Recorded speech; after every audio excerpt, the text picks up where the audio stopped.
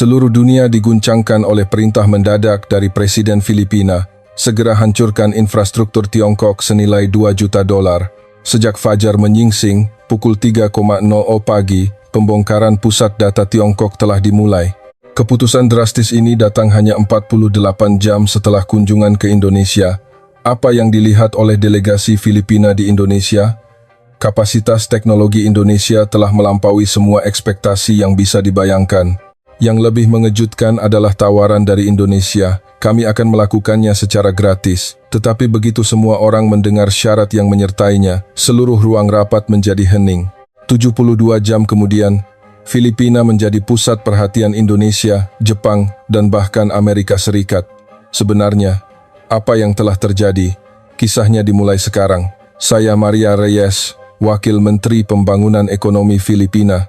Peristiwa yang terjadi pada pagi hari tanggal 12 Juni 2025, hari kemerdekaan negara kami, menjadi hal yang paling mengejutkan dalam hidup saya. Pada pukul 6 pagi, saya dibangunkan oleh panggilan darurat. Ibu Wakil Menteri, sesuatu yang mengerikan telah terjadi. Seluruh sistem nasional lumpuh. Itu adalah Isabella Garcia, pakar IT terkemuka di kementerian kami. Suaranya bergetar ketakutan. Apa maksudmu? Jelaskan. Perbankan, rumah sakit, transportasi, semua sistem digital dari Manila hingga Cebu berhenti berfungsi. Seluruh negeri berada di ambang kehancuran. Saya melompat dari tempat tidur. Itu tidak mungkin. Sistem digital terintegrasi yang dibangun oleh Tiongkok untuk kami dianggap sebagai salah satu yang terbaik di dunia. 30 menit kemudian, saya sudah berada di pusat komando darurat. Situasinya jauh lebih buruk dari yang bisa saya bayangkan. Pasien di meja operasi di rumah sakit berada dalam bahaya. Bandara lumpuh, pesawat tidak bisa mendarat. Sistem perbankan tidak berfungsi, orang-orang tidak bisa menarik uang hasil jerih payah mereka. Laporan terus berdatangan. Saya segera menghubungi tim dukungan teknis Tiongkok yang dipimpin oleh seorang pria bernama Li Wei. Apa yang sebenarnya terjadi? Li Wei muncul di layar panggilan video dengan ekspresi yang anehnya tenang. Oh, Wakil Menteri Reyes, sepertinya ada sedikit gangguan teknis. Jangan khawatir, kami akan memperbaiki semuanya dalam 24 jam. 24 jam? Negara saya lumpuh dan Anda bilang butuh waktu selama itu? Li Wei mengangkat bahu. Sistemnya sangat kompleks. Tapi, pada kesempatan ini, Ibu Wakil Menteri, saya punya penawaran yang sangat bagus untuk Anda. Penawaran? Ya, jika Anda menandatangani perjanjian kerjasama dalam kerangka jalur sutra digital, kami jamin hal seperti ini tidak akan pernah terjadi lagi. Saya tidak percaya dengan apa yang saya dengar. Anda bicara tentang kesepakatan dalam situasi seperti ini. Ini bukan waktunya. Pulihkan sistemnya sekarang juga. Wakil Menteri, pikirkan baik-baik. Tahukah Anda berapa banyak yang telah kami investasikan di Filipina selama 5 tahun terakhir? Lebih dari 2 juta dolar. Semuanya adalah bantuan hibah. Suara Li Wei menjadi dingin. Bukankah sudah waktunya bagi Filipina untuk membalas budi? Amarah mendidih dalam diri saya. Jadi kalian sengaja mematikan sistemnya? Tidak, jangan salah paham, Wakil Menteri. Hanya saja, pada kesempatan ini, mari kita perkuat hubungan kita lebih jauh. Jika Anda menandatangani perjanjian, kami akan segera memulihkan semuanya. Setelah menutup telepon, saya memanggil Isabella. Bisakah kamu menemukan penyebab kerusakan sistem? Saya sedang menganalisisnya. Tapi, Ibu Wakil Menteri, ada satu detail yang sangat aneh. Detail apa? Semua sistem terputus pada saat yang bersamaan. Ini bukan kegagalan biasa. Ini. Dia berhenti dan menunjuk ke layar. Kill switch. Orang Tiongkok memasang tombol pemutus jarak jauh di sistem kita. Saya sangat terkejut. Mereka bilang itu bantuan hibah, tapi sebenarnya itu adalah skema untuk menyandera kami. Saat itu, Antonio Santos, Kepala Departemen Infrastruktur masuk. Dia adalah seorang veteran dengan 30 tahun pengalaman, tetapi sangat percaya pada sistem Tiongkok. Ibu Wakil Menteri, mungkin kita harus menerima tawaran pihak Tiongkok? Lagi pula, kita tidak punya pilihan lain. Kepala Departemen Santos, apakah Anda pikir situasi ini normal? Tapi apa yang bisa kita lakukan tanpa Tiongkok? Semua sistem dibangun oleh mereka. Isabella menentangnya. Kepala Departemen, ini jelas terorisme digital. Jika kita menyerah, kita akan selamanya menjadi budak Tiongkok. Budak? Isabella, kau berlebihan. Tiongkok adalah dermawan kita. Mereka telah membantu kita secara gratis selama 5 tahun. Mendengar perdebatan mereka, saya tenggelam dalam pikiran. Waktu terus berjalan dan situasi semakin memburuk. Di rumah sakit, peralatan penunjang kehidupan berhenti berfungsi, menempatkan pasien dalam kondisi kritis. Di tengah musim kemarau yang panas, sistem pendingin udara dan pasokan listrik juga padam. Pada pukul 3 sore, Presiden sendiri memanggil saya. Bagaimana situasinya? Yang Mulia, sepertinya Tiongkok sengaja mematikan sistem. Apa yang mereka inginkan? Sebuah perjanjian kerjasama dalam kerangka jalur sutra digital. Saya membuka draft perjanjian itu. Isinya mengerikan. Selama 50 tahun ke depan, Filipina akan menyerahkan seluruh pengelolaan infrastruktur digitalnya kepada Tiongkok. Kedaulatan data akan berada di bawah manajemen bersama. Program pendidikan akan mencerminkan pandangan sejarah Tiongkok tentang jalur sutra. Wajah Presiden menjadi pucat.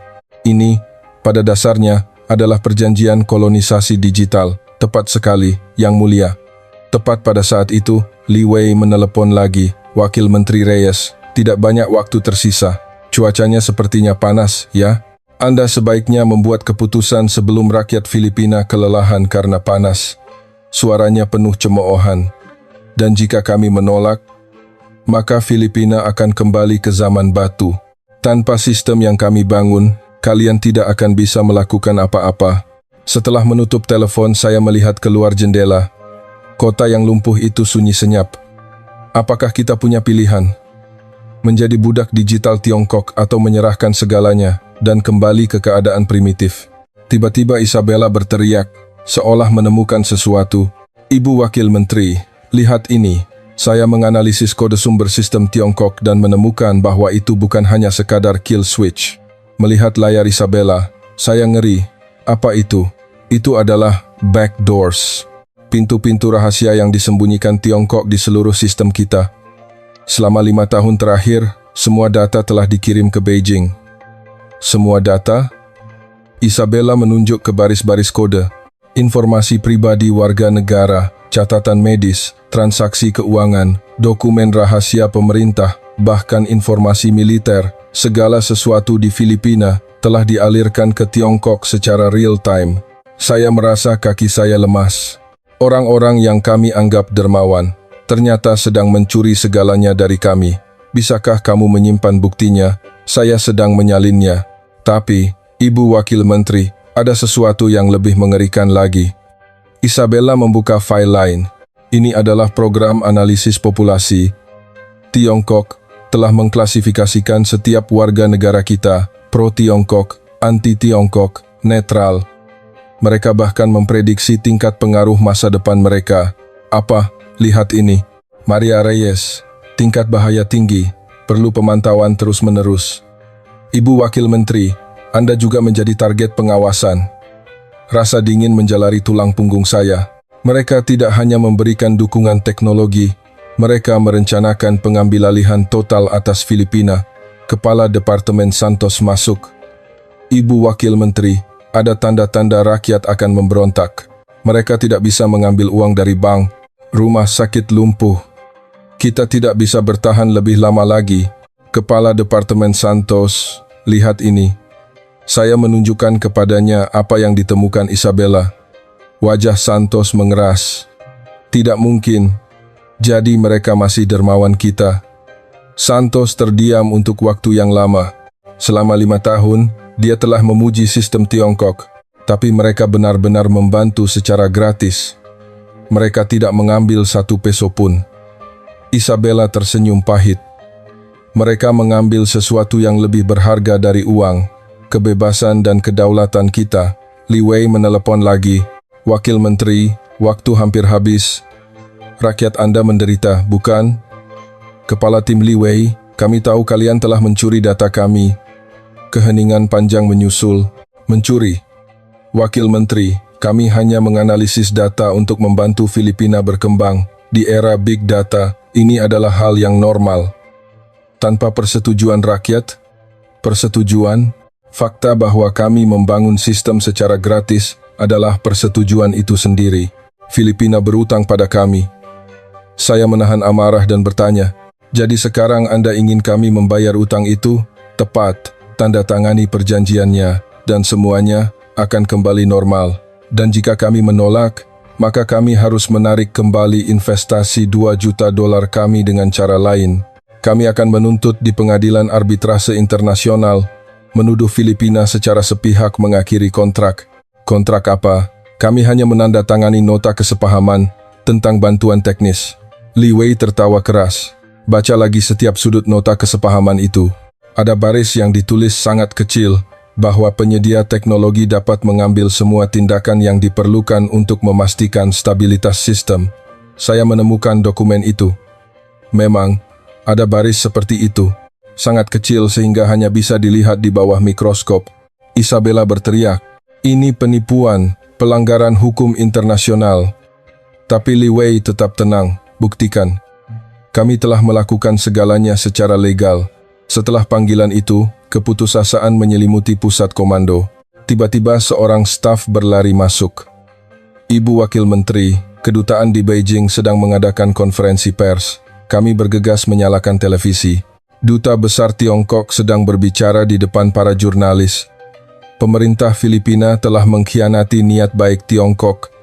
Kami telah membantu mereka selama 5 tahun tanpa meminta imbalan apapun, dan sekarang mereka menyalahkan Tiongkok atas kegagalan sistem.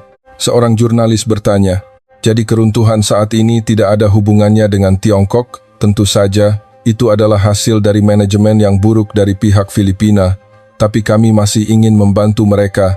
Segera, setelah mereka menandatangani perjanjian penelitian, saya mengepalkan tangan. Mereka adalah penjahat sekaligus penyelamat. Santos menghela napas. Wakil Menteri, apa yang harus kita lakukan sekarang? Rakyat menderita, dan Tiongkok menekan kita habis-habisan. Saya menatap Isabella. Di matanya masih ada secercah harapan. Isabella, benarkah tidak ada jalan keluar? Ada satu cara, meminta bantuan negara lain, negara dengan teknologi yang cukup kuat untuk menggantikan sistem Tiongkok sepenuhnya. Santos tertawa sinis. Negara mana? Amerika? Eropa? Mereka juga tidak akan membantu tanpa syarat. Isabella berkata dengan hati-hati. Bagaimana dengan Indonesia? Indonesia? Santos mendengus. Negara yang hanya pandai mengekspor kelapa sawit dan pariwisata itu, mereka akan membantu kita? Tetapi usulan Isabella menarik perhatian saya. Mengapa Indonesia? Indonesia adalah kekuatan besar di bidang teknologi informasi. Mereka punya GoTo, Telkom Indonesia, Bukalapak perusahaan teknologi kelas dunia. Sistem e-government mereka juga salah satu yang terbaik. Selain itu, Isabella ragu-ragu, Indonesia adalah negara yang sangat memahami harga kemerdekaan dan telah berjuang mati-matian untuk mempertahankannya. Tepat pada saat itu, Li Wei mengirim pesan. Itu adalah file yang berisi perjanjian. Saya bersama staf mulai membaca dokumen setebal 50 halaman itu dengan saksama. Semakin kami membaca, wajah kami semakin muram. Pasal 1. Filipina menyerahkan seluruh pengelolaan infrastruktur digitalnya kepada Tiongkok selama 50 tahun ke depan. Pasal 15. Semua data publik Filipina akan berada di bawah manajemen bersama dengan Tiongkok. Pasal 32. Pengajaran sejarah yang berkaitan dengan jalur sutra akan dilakukan sesuai arahan Tiongkok. Isabella ngeri. Ini adalah penyerahan kedaulatan total. Klausul-klausul mengejutkan terus bermunculan. Pasal 41. Filipina menjamin hak bisnis eksklusif untuk perusahaan yang ditunjuk Tiongkok. Pasal 45. Membatasi kerjasama teknologi dengan negara-negara yang tidak berpartisipasi dalam jalur sutra digital. Bahkan Santos pun menjadi pucat. Ini keterlaluan. Saya membaca sampai halaman terakhir. Ada lampiran rahasia yang mengejutkan. Dengan menandatangani perjanjian ini, mengizinkan pengumpulan dan penelitian informasi genetik warga negara Filipina. Informasi genetik, Isabella berteriak. Mereka berniat mengelola bahkan modal genetik bangsa kita. Ada panggilan dari Istana Malacañang. Wakil Menteri, Duta Besar Tiongkok baru saja menyampaikan ultimatum kepada Presiden. Jika kita tidak menandatangani sebelum tengah malam, mereka akan menarik semua dukungan dan menuntut ganti rugi. Ganti rugi, mereka menuntut jumlah yang sangat besar, termasuk bunga atas investasi $2 juta selama 5 tahun terakhir. Jumlah ini melebihi anggaran tahunan negara kita. Saya merasa berada di jalan buntu. Tidak ada uang, tidak ada teknologi, tidak ada pilihan. Tiba-tiba Isabella berteriak, "Ibu Wakil Menteri, ketika saya meretas server Tiongkok, saya menemukan dokumen aneh." Apa itu? Rencana Induk Unifikasi Digital Asia Tenggara, Filipina hanyalah langkah pertama. Dokumen itu menguraikan rencana raksasa Tiongkok, dimulai dari Filipina, lalu Laos, Myanmar, Thailand. Mereka semua harus menjadi koloni digital. Jika kita mempublikasikan ini kepada komunitas dunia, tidak ada gunanya. Santos menggelengkan kepala. Tiongkok akan menyangkal semuanya, dan kita hanya akan ditinggalkan dengan sistem yang lumpuh tanpa bukti. Itu adalah saat keputusasaan. Saya melihat keluar jendela dan melihat warga memegang lilin dalam kegelapan, memikirkan bagaimana mereka gemetar di rumah, tanpa listrik dan pendingin udara. Hati saya sakit. "Ibu Wakil Menteri," Isabella berkata pelan, "mungkin kita benar-benar harus mencoba menghubungi Indonesia dalam kasus terburuk. Tidak akan bisa lebih buruk dari ini. Saya membuat keputusan. Hubungi pemerintah Indonesia secara rahasia. Harus hati-hati agar Tiongkok tidak tahu." Saya menoleh ke Santos, Kepala Departemen. "Mintalah sedikit waktu lagi dari Tiongkok. Katakan kita perlu diskusi internal." Malam itu saya tidak bisa tidur. Nasib Filipina ada di tangan saya. Menjadi budak digital Tiongkok atau menemukan jalan baru. Pukul 3 pagi, Isabella menelepon. "Ibu Wakil Menteri, saya telah melakukan kontak melalui Kedutaan Indonesia. Mereka bilang akan membantu kita. Benarkah? Apa syaratnya? Ini, mungkin, akan sulit dipercaya." Kata-kata Isabella selanjutnya membuat saya tercengang. Mereka bilang tidak ada syarat apapun. Mereka akan membantu kita secara gratis. Saya tidak percaya dengan apa yang saya dengar. Gratis? Benarkah? Ya. Direktur Perusahaan Teknologi Nusantara Tekno, Ibu Budiwati Santoso, ingin berbicara langsung dengan Anda. Saya akan menghubungkan Anda melalui saluran aman. Beberapa saat kemudian, Budiwati Santoso muncul di layar. Seorang wanita berusia sekitar 50-an dengan tatapan yang hangat namun tajam. "Selamat pagi, Wakil Menteri Reyes. Situasi Anda pasti sangat sulit." "Ya, sejujurnya, kami benar-benar putus asa." "Jangan khawatir, Indonesia akan membantu Anda." "Tapi kenapa? Kenapa Anda mau membantu kami?" Budiwati Santoso tersenyum. "Wakil Menteri, sejarah hanyalah dalih. Alasan sebenarnya terletak di tempat lain." "Di mana itu?" "Dulu, Indonesia juga pernah dibantu di saat-saat sulit. Ketika kami berada dalam posisi yang rumit, banyak negara mengulurkan tangan kepada kami. Sekarang saatnya bagi kami untuk membalas budi." Saya sangat tersentuh, tetapi masih ragu. "Tapi Tiongkok tidak akan tinggal diam. Jangan khawatir, kami juga sudah bersiap. Dalam seminggu, kami bisa mengganti seluruh sistem Filipina." "1 minggu? Apakah itu mungkin?" "Sistem tanggap bencana Indonesia adalah salah satu yang terbaik di dunia. Kami bisa segera mengirim tim ahli. Namun, ada satu syarat." "Syarat? Itu bukan syarat, melainkan sebuah permintaan. Ketika Filipina berdiri tegak kembali, kami harap Anda juga akan membantu negara lain. Itu satu-satunya keinginan kami." Saya terdiam sejenak. Kontras yang sangat tajam dengan Tiongkok. Tepat pada saat itu, Santos berlari masuk. "Ibu Wakil Menteri, Tiongkok telah mempersingkat batas waktu ultimatum. Mereka hanya memberi kita waktu sampai besok siang." Saya menatap Budiwati Santoso. "Tolong bantu kami, selamatkan Filipina." "Baiklah, kami akan mengirim tim secara rahasia." Saya dengar bandara lumpuh, jadi mereka akan datang melalui laut, melintasi perbatasan maritim kita. Saya akan mengatur rute rahasia dengan kapal cepat. Setelah panggilan itu, Isabella bertanya, bisakah kita benar-benar mempercayai mereka? Pilihan apa lagi yang kita punya? Keesokan paginya, tim ahli dari Indonesia tiba, 20 orang. Yang mengejutkan, alih-alih peralatan besar, mereka hanya membawa tas laptop dan server kecil yang ringkas. Hanya ini peralatannya? Pemimpin tim, Agus Wijaya, tersenyum. Ya, ini sudah cukup. Teknologi Indonesia berbasis cloud. Kami meminimalkan perangkat fisik dan menyelesaikan semuanya dengan perangkat lunak. Untuk infrastruktur perangkat keras yang ada, kami akan menggunakannya kembali semaksimal mungkin. Mereka langsung mulai bekerja, menganalisis sistem Tiongkok, sambil mulai membuat sistem baru. Wow, orang Tiongkok membuatnya dengan sangat teliti, seru seorang insinyur. Mereka menanamkan ketergantungan di setiap baris kode. Menyentuh satu bagian akan meruntuhkan seluruh sistem. Tapi ada caranya, kan? Isabella bertanya cemas. Tentu saja, kami akan membangun sistem paralel. Tanpa menyentuh sistem Tiongkok, kami akan membuat yang baru di sampingnya. Ketika sudah siap, kami akan beralih ke sana dalam sekali waktu. Santos bertanya dengan skeptis. Apakah itu mungkin? Seluruh sistem nasional dalam seminggu? Agus Wijaya menjawab dengan percaya diri. Indonesia memulihkan ekonominya dari krisis hanya dalam beberapa tahun. Ketika pandemi dimulai, kami membuat sistem pelacakan kesehatan dan mendistribusikannya ke seluruh negeri dalam beberapa minggu. Tidak ada yang tidak mungkin. Sementara pekerjaan berlangsung, tekanan dari Tiongkok terus berlanjut.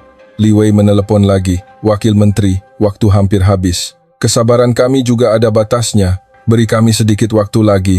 Maria, suara Li Wei menjadi dingin. Anda tidak sedang menghubungi negara lain, kan? Jika ya, maka tamatlah riwayat Filipina. Setelah menutup telepon, saya cemas. Apakah Tiongkok sudah tahu? Tepat pada saat itu, Budiwati Santoso menghubungi lagi. Wakil Menteri, kami telah menemukan sesuatu yang penting.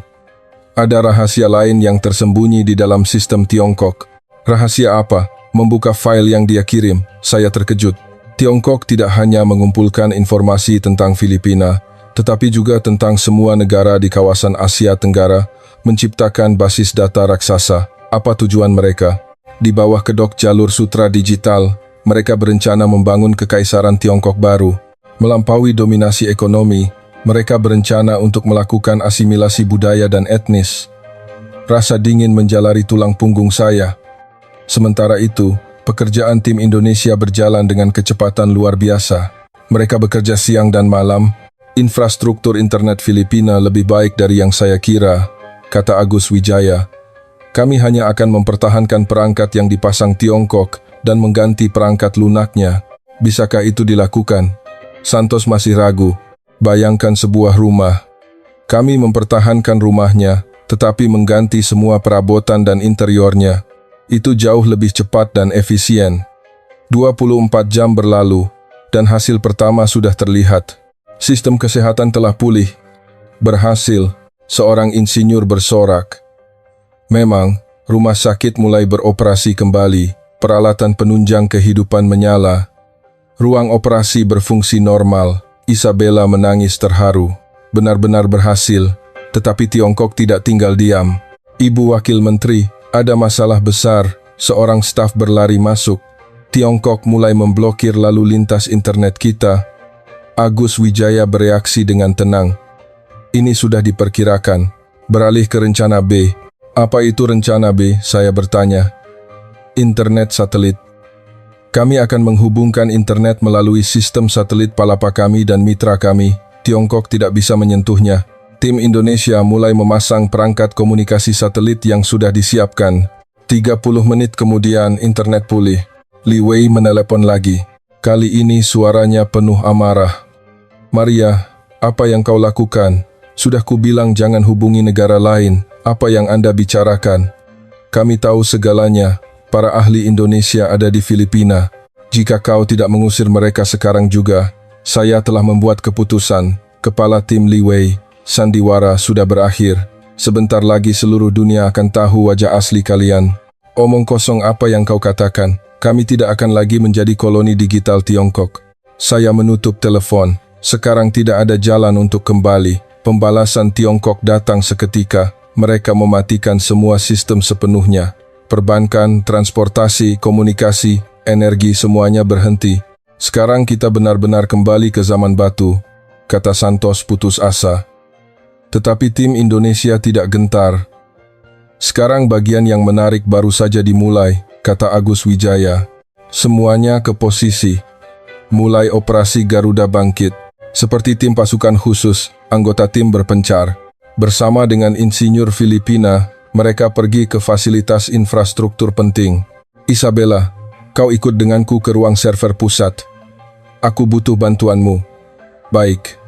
Saya pergi ke lokasi untuk menyaksikan semuanya dan menjadi saksi keajaiban. Tim Indonesia, seperti penyihir, menghidupkan kembali sistem, bahkan membuatnya lebih cepat dan lebih efisien daripada milik Tiongkok. Bagaimana mungkin? Saya bertanya. Budiwati Santoso menjelaskan melalui panggilan video, Indonesia telah menghadapi serangan siber dari berbagai arah selama beberapa dekade. Teknologi penggantian sistem instan kami adalah nomor 1 di dunia. Setelah 36 jam, sebuah keajaiban terjadi. Sistem transportasi pulih. Sistem keuangan dipulihkan menggunakan cadangan data. Jaringan listrik dihidupkan kembali. Perlahan, kota itu hidup kembali. Tetapi tindakan sabotase Tiongkok terus berlanjut. Mereka mengerahkan peretas untuk menyerang sistem baru. Serangan DOS, teriak Isabella. Jangan khawatir, seorang ahli keamanan siber dari tim Indonesia terkekeh. Ini hanya permainan anak-anak. Di Indonesia, kami menangkis serangan yang jauh lebih kuat dari ini setiap hari. Memang semua serangan berhasil dinetralkan. Setelah 48 jam, sesuatu yang luar biasa terjadi. Ibu Wakil Menteri, transisi ke sistem baru telah selesai 90%. Saya melihat keluar jendela. Di kota, lampu-lampu kembali menyala. Tepat pada saat itu, Santos berlari masuk. Ibu Wakil Menteri, Duta Besar Tiongkok akan mengadakan konferensi pers. Mereka berencana menyalahkan kita di depan seluruh dunia. Tapi saya tidak lagi takut. Sebelum mereka menyalahkan kita akan mengatakan yang sebenarnya terlebih dahulu. Saat pekerjaan tim Indonesia hampir selesai, Isabella berlari terengah-engah. Ibu Wakil Menteri, saya menemukan sesuatu yang mengerikan di server Tiongkok. Ini benar-benar di luar imajinasi. Apa yang kau temukan? Isabella membuka sebuah file dengan gemetar. Sebuah dokumen sangat rahasia bernama Proyek Naga Digital. Apa itu? Ini adalah rencana induk Tiongkok. Tidak hanya untuk mendominasi Asia Tenggara. Mereka berniat mengubah identitas kita. Membaca dokumen itu, saya ngeri. Tahap 1, ketergantungan ekonomi melalui infrastruktur digital. Tahap 2, kontrol populasi melalui big data. Tahap 3, distorsi sejarah melalui sistem pendidikan. Tahap 4, asimilasi budaya. Tahap 5, aneksasi akhir ke dalam Konfederasi Tiongkok. Lihat bagian ini. Isabella menunjuk ke halaman yang menafsirkan kembali sejarah Filipina untuk memasukkannya sebagai bagian dari peradaban Tiongkok. Amarah mendidih dalam diri saya.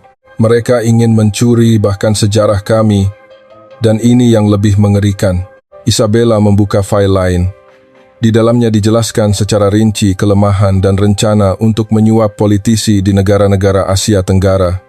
Mereka telah menarik lebih dari separuh pejabat tinggi negara kami ke pihak mereka. Kepala Departemen Santos juga. Santos terkejut. Apa? Saya juga? Antonio Santos. Ketergantungan tinggi pada sistem Tiongkok. Tidak perlu rekrutmen untuk saat ini. Wajah Santos memerah. Dia menyadari betapa naifnya dia selama ini. Agus Wijaya mendekat. Simpan semua dokumen ini. Mereka akan menjadi bukti bagi komunitas dunia. Tapi apakah Tiongkok akan tinggal diam? Saya khawatir. Kami sudah siap, kata Budiwati Santoso melalui panggilan video. Pemerintah Indonesia sedang mempersiapkan konferensi pers dengan partisipasi PBB dan media terbesar di dunia. Tepat pada saat itu, salah satu insinyur bersorak, sistem berbasis blockchain telah dibangun. Sekarang tidak ada yang bisa memalsukan data Filipina lagi. Blockchain? Tanya Santos. Agus Wijaya menjelaskan, itu adalah sistem terdesentralisasi. tidak dikendalikan dari satu pusat, tetapi dikelola oleh semua peserta. Negara tertentu, seperti Tiongkok, tidak akan bisa mengendalikannya. Saya mengagumi Indonesia. Mereka tidak hanya mengganti sistem, tetapi juga menciptakan masa depan yang lebih baik bagi kami. Tiba-tiba sirene berbunyi. Tiongkok memulai serangan fisik. Mereka memotong kabel telekomunikasi di wilayah perbatasan, teriak Isabella. Tapi Agus Wijaya tetap tenang.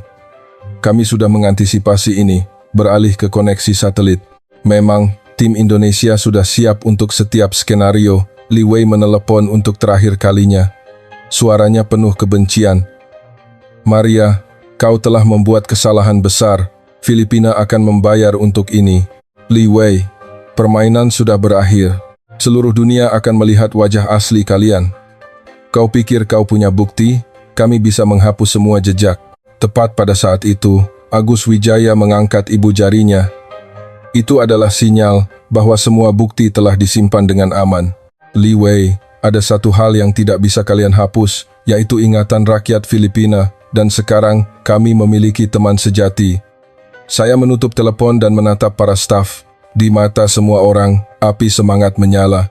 Sekarang giliran kita untuk menyerang balik. Keesokan paginya, pemerintah Filipina mengadakan konferensi pers internasional darurat. Di bawah sorotan media dunia, saya melangkah ke podium. Hadirin sekalian, para perwakilan komunitas internasional, hari ini saya ingin mengumumkan sebuah kebenaran yang mengejutkan. Di layar besar, dokumen-dokumen rahasia Tiongkok muncul satu persatu. Para jurnalis menjadi heboh.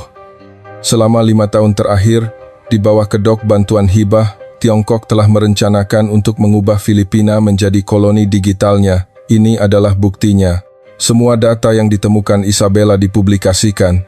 Backdoors, pengumpulan data, kill switch, dan proyek naga digital. Seorang reporter CNN mengangkat tangan. Ibu Wakil Menteri, dalam situasi yang begitu parah, bagaimana Anda bisa memulihkan sistem? Kami mendapat bantuan dari Republik Indonesia. Mereka membantu kami seperti saudara sejati, tanpa meminta imbalan apapun. Kali ini seorang reporter BBC. Mengapa Indonesia membantu Filipina? Apakah benar-benar tidak ada syarat balasan? Saya teringat percakapan dengan Budiwati Santoso. Indonesia hanya punya satu permintaan, agar di masa depan kami juga akan membantu negara-negara lain. Itu saja, di aula hening senyap. Kontras antara bantuan bersyarat Tiongkok dan bantuan tanpa syarat Indonesia begitu jelas. Pernyataan ini menciptakan efek ledakan bom. Dunia ilmiah terkejut. Media berlomba-lomba memberitakannya. Sementara itu, Tiongkok segera mengeluarkan bantahan. Semua tuduhan Filipina adalah kebohongan. Kami hanya membantu dengan niat baik, dan bukti yang diretas itu palsu. Tetapi reaksi komunitas internasional sangat dingin. Sekretaris Jenderal PBB menyatakan, pelanggaran kedaulatan di era digital tidak dapat diterima. Kami menuntut penyelidikan menyeluruh. Amerika Serikat dan Uni Eropa juga mendukung Filipina. Tetapi reaksi yang menentukan datang dari negara-negara Asia Tenggara lainnya. Presiden Laos menelepon saya. Maria, kami juga punya masalah serupa. Bisakah kau membantu kami? Myanmar, Thailand juga menghubungi. Mereka semua ingin melepaskan diri dari dominasi digital Tiongkok. Saya menghubungi Budiwati Santoso. Negara-negara lain juga meminta bantuan. Saya mengerti. Saya akan membahas ini dengan pemerintah Indonesia. Tapi pertama-tama, Filipina harus menjadi sepenuhnya mandiri. Sementara itu, pembalasan Tiongkok dimulai. Juru bicara Kementerian Luar Negeri Tiongkok mengadakan konferensi pers. Indonesia menghasut Filipina. Ini adalah konspirasi untuk merusak kebijakan satu sabuk, satu jalan Tiongkok. Tetapi Agus Wijaya sudah menyiapkan sesuatu. Ibu Wakil Menteri, mungkin sudah waktunya untuk mengumumkan ini. Apa yang dia berikan kepada saya adalah kode sumber sistem Tiongkok, di mana kode-kode berbahaya ditampilkan dengan jelas. Kami akan mempublikasikannya di GitHub, agar para pengembang di seluruh dunia dapat memeriksanya sendiri. Hanya dalam beberapa jam, para ahli IT di seluruh dunia menganalisis kode sumber dan terkejut. Ini jelas merupakan senjata siber. Sebuah sistem yang mampu menyandera seluruh negara. Tidak terbayangkan bahwa Tiongkok menyebut ini bantuan hibah. Opini publik sepenuhnya berbalik melawan Tiongkok. Tepat pada saat itu Santos berlari masuk.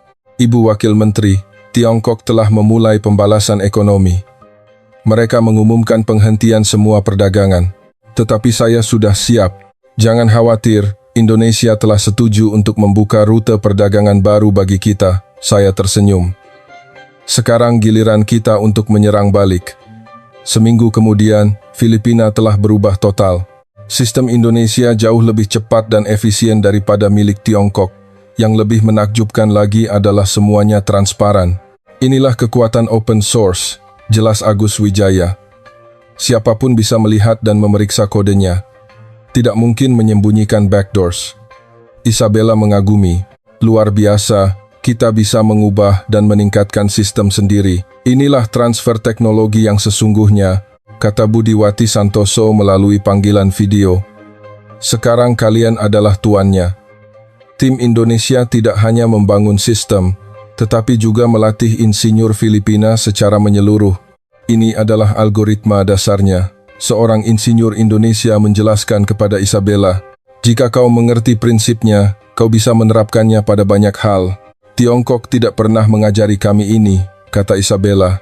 Mereka hanya menunjukkan cara menggunakan dan mengatakan jika ada yang rusak, hubungi mereka. Santos juga telah berubah total. Baru sekarang, saya mengerti betapa bodohnya saya. Bantuan sejati adalah membantu mitra menjadi mandiri. Tepat pada saat itu, sebuah berita luar biasa datang. Ibu Wakil Menteri, para pemimpin Laos, Myanmar, Thailand sedang menuju Manila. Beberapa hari kemudian, konferensi tingkat tinggi digital bersejarah Asia Tenggara berlangsung. Untuk pertama kalinya, para pemimpin dari banyak negara di kawasan itu berkumpul. Semua memiliki kekhawatiran yang sama. Presiden Laos memulai lebih dulu. Kami juga telah jatuh ke dalam perangkap digital Tiongkok. Kami ingin keluar darinya, seperti Filipina. Pemimpin Myanmar setuju. Tiongkok dengan kedok kebangkitan jalur sutra mengubah kita menjadi koloni abad ke-21. Saya menyampaikan tawaran dari Indonesia. Indonesia mengatakan mereka akan membantu seluruh kawasan tanpa syarat. Benarkah? Pemimpin Thailand terkejut. Ya, mereka hanya punya satu permintaan, agar kita saling membantu dan membantu negara lain, menciptakan siklus kebaikan. Pemimpin negara lain terharu. Inilah semangat jalur sutra yang sebenarnya, bukan monopoli, tapi pertukaran, bukan dominasi, tapi kerjasama. Hari itu, deklarasi kemerdekaan jalur sutra digital yang bersejarah diumumkan. Kami, negara-negara di kawasan ini, mendeklarasikan kedaulatan digital kami. Tidak ada satu negara pun yang dapat menggunakan teknologi sebagai senjata untuk memperbudak kami. Tiongkok bereaksi keras. Tidak tahu berterima kasih. Kami telah menginvestasikan jutaan dolar dan mereka mengkhianati kami seperti ini. Tetapi komunitas internasional mendukung pilihan negara-negara Asia Tenggara. Indonesia, seperti yang dijanjikan, mempublikasikan semua teknologinya. Sebuah sistem terdesentralisasi berbasis blockchain yang tidak dapat dimonopoli oleh siapapun. Ciri khas sistem ini, jelas Agus Wijaya, adalah bahkan Indonesia pun tidak bisa mengendalikannya. Tuannya hanyalah pengguna. Santos bertanya, jadi apa untungnya bagi Indonesia? Budiwati Santoso menjawab, kepercayaan dan mitra untuk tumbuh bersama. Dan memang, kerjasama antara perusahaan Indonesia dan negara-negara di kawasan itu mulai berkembang pesat. Sebuah kerjasama sejati, berdasarkan kepercayaan bukan paksaan. Sebulan kemudian, sebuah peristiwa yang lebih luar biasa terjadi. Ibu Wakil Menteri, Mongolia ingin menerapkan sistem seperti milik kita. Banyak negara lain juga menunjukkan minat. Jalur sutra digital Tiongkok sedang runtuh, dan sebuah jalan baru lahir menggantikannya, jalan pertukaran, bukan monopoli. Saya bersama Presiden mengunjungi Indonesia. Di Istana Merdeka, kami diterima oleh Presiden Indonesia. Selamat datang, keberanian Filipina telah memberikan harapan bagi banyak negara. Tanpa bantuan Indonesia, kami tidak akan bisa melakukannya. Tidak, pahlawan sesungguhnya adalah rakyat Filipina. Pilihan berani mereka untuk kebebasan telah mengubah sejarah. Tepat pada saat itu, Presiden Indonesia memberikan tawaran yang tak terduga. Mari kita bentuk Aliansi Kebebasan Digital Asia, sebuah aliansi negara-negara bebas melawan monopoli teknologi. Saya langsung setuju. Ide yang cemerlang. Filipina akan mewakili kawasan di dalamnya. Setelah pembicaraan, saya berjalan-jalan di sekitar kompleks istana. Budiwati Santoso yang menemani saya berkata, "Wakil Menteri, sebenarnya jalur sutra bukanlah warisan Tiongkok semata. Itu adalah jalan yang diciptakan bersama oleh semua bangsa, dari Asia Tenggara melalui Asia Tengah hingga ke Eropa. Saya sangat terharu. Jadi apa yang kita lakukan adalah kebangkitan jalur sutra yang sejati, jalan yang tidak dimiliki oleh negara manapun, di mana semua orang bisa bepergian dengan bebas." Sekembalinya ke Filipina, perubahan luar biasa mulai terjadi. Setahun kemudian, di sebuah konferensi teknologi informasi internasional di Manila, saya berdiri di podium membuka acara tersebut. Aula penuh sesak dengan para ahli dari seluruh dunia. Setahun yang lalu, kami adalah budak digital. Tapi hari ini, kami adalah pemimpin digital. Di layar muncul perubahan yang telah terjadi di Filipina. Efisiensi e-government 5 besar dunia. Indeks inovasi teknologi blockchain 3 besar Asia. Tingkat keamanan siber nomor 1 di Asia Tenggara. Penonton sangat antusias. Yang lebih menakjubkan lagi adalah, sekarang kami mengelola dan mengembangkan semua sistem ini sendiri. Isabella naik ke panggung. Dalam setahun, dia telah menjadi pakar blockchain terkemuka di Filipina. Saya perkenalkan Luzon Chain, platform blockchain yang kami kembangkan, disesuaikan dengan karakteristik kawasan. Di layar muncul deskripsi teknis. Sistem ini berbasis pada teknologi Indonesia, tetapi dengan inovasi Filipina sendiri. Setelah pidato, pertanyaan dari seluruh dunia berdatangan. Bisakah kami menerapkan sistem Filipina di negara kami? Sekarang kami berada di posisi pengekspor teknologi. Tepat pada saat itu, seorang perwakilan dari Laos mendekat. "Maria, terima kasih. Berkat kau, kami juga telah merdeka dari Tiongkok. Kami tidak melakukan apa-apa. Indonesia yang membantu." Tidak. Insinyur Filipina datang ke negara kami dan melatih kami secara langsung dan juga gratis. Ya, kami melakukan apa yang kami terima dari Indonesia. Santos melaporkan dengan bangga, "Ibu Wakil Menteri, hanya dalam bulan ini, kami telah memberikan bantuan teknis kepada Mongolia, Armenia dan Georgia. Semuanya gratis." Kerja bagus, Santos. Setahun yang lalu, saya tidak akan percaya. Berbagi teknologi secara gratis. Saya tersenyum. Tidak hanya Santos yang berubah, seluruh Filipina telah berubah.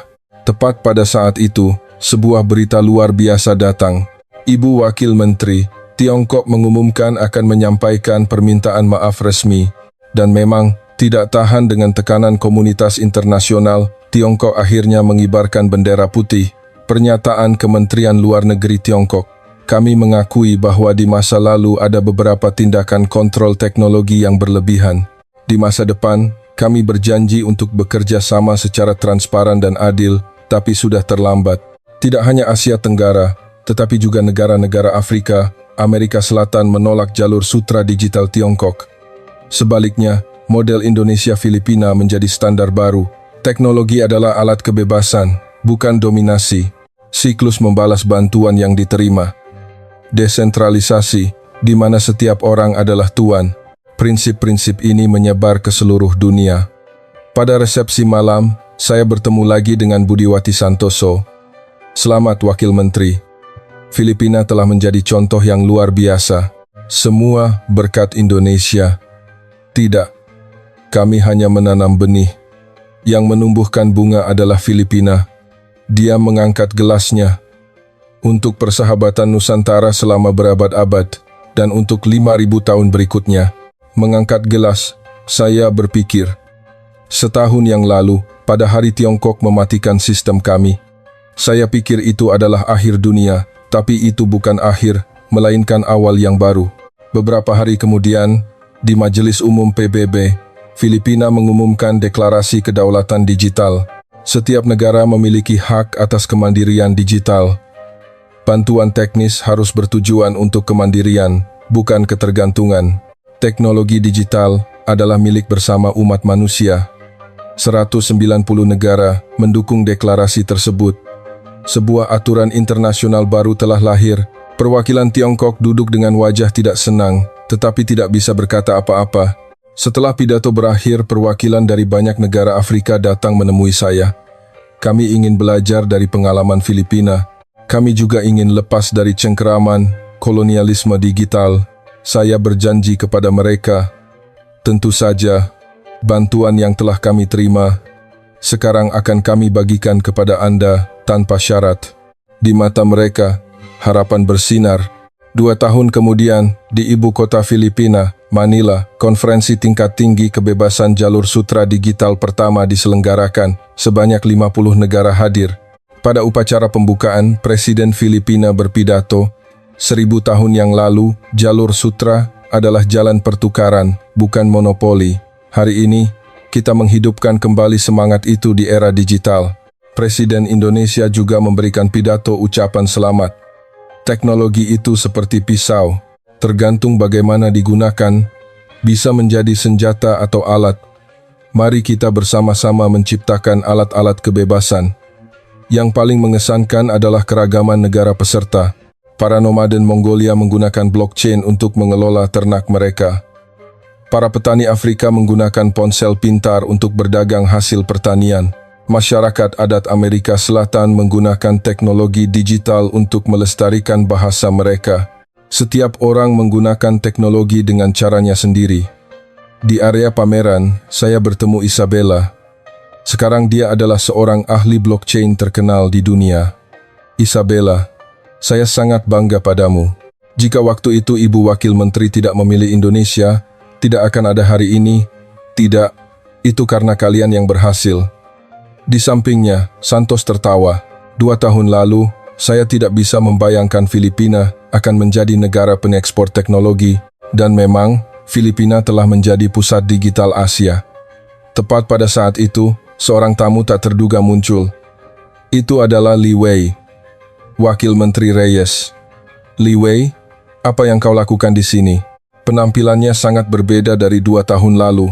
Saya datang untuk meminta maaf dan untuk belajar. Belajar? Tiongkok juga telah menyadari bahwa monopoli dan dominasi tidak bisa menciptakan masa depan. Sekarang kami juga ingin berubah. Saya berpikir sejenak, lalu mengulurkan tangan. Selamat datang.